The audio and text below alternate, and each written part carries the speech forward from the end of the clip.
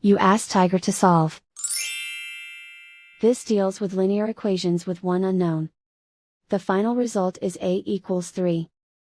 Let's solve it step by step. Simplify the expression. Simplify the arithmetic.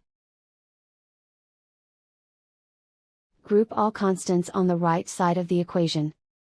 Subtract 1 from both sides. Simplify the arithmetic.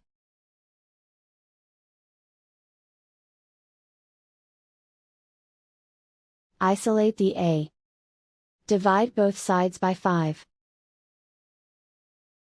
Simplify the fraction. Find the greatest common factor of the numerator and denominator. Factor out and cancel the greatest common factor.